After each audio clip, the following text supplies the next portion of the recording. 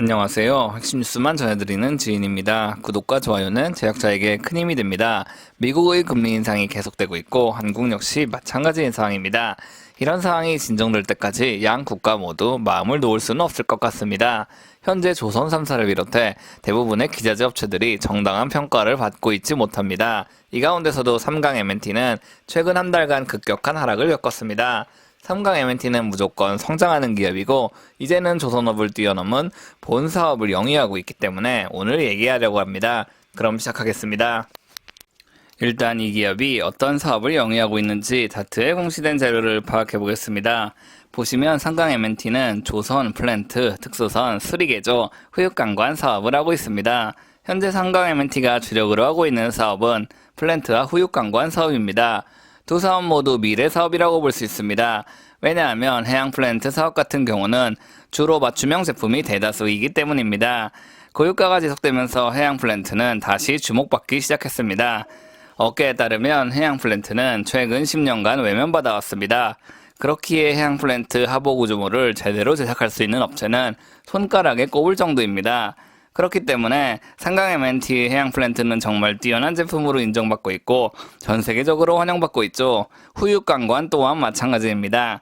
이 제품은 주로 해양에 설치하는 풍력발전기의 하부 구조물로 사용됩니다. 애초에 삼강 M&T는 조선업 관련 사업을 주로 영위했었으나 영역이 확장돼 이제는 후육관관 전문 기업으로 나서고 있기도 합니다. 즉 미래에도 수요가 있는 사업을 착실히 추진하고 있는 좋은 기업이라고 볼 수 있습니다. 이번에는 최근까지 삼강 M&T는 어떤 풍파를 겪었는지 알아보겠습니다.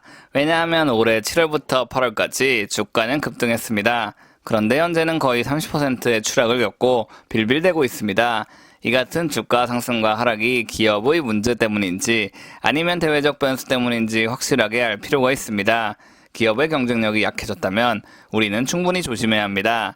하지만 기업의 경쟁력이 그대로인데 대외적 변수 때문에 주가가 하락했다면 매수해야 할 절호의 타이밍이라고 볼 수 있습니다. 일단 주가가 급등하기 직전에 6월 리포트를 살펴보겠습니다. 당시 삼강 M&T는 3호 조선해양을 흡수합병해 덩치를 키운다고 입장을 밝혔습니다. 왜 삼강 M&T가 중소조선사를 인수하는지 이상하다고 생각하실 분도 있습니다. 이는 삼강 M&T의 근본은 조선 기자재 업체이기 때문이죠. 3호 조선해양 설비를 이용해 선박 블록 캐파를 늘릴 수도 있고 해양 플랜트 기자재 및 후육관관 생산력 또한 확장시킬 수 있습니다. 조선업 관련 역량을 다수 보유하고 있기 때문에 캐파 증가를 위해 관련 부지를 매수한 것이지요. 그리고 삼강 M&T는 이를 활용해 해상풍력 하부구조물 전용 공장을 신설한다고 입장을 밝혔습니다. 이 공장은 2025년부터 본격 가동될 예정입니다. 이 같은 호재가 반영돼 한 달간 엄청난 펌핑이 발생된 것으로 예상됩니다. 다만 아직까지 이를 통해 엄청난 실적 확대가 이뤄지지는 않았습니다. 그렇기에 주가는 다시 제자리를 찾아가는 것이라고 볼 수 있죠. 그렇다면 10월에 나온 리포트를 살펴보겠습니다. 리포트의 제목부터 낙폭과대라고 언급되고 있습니다.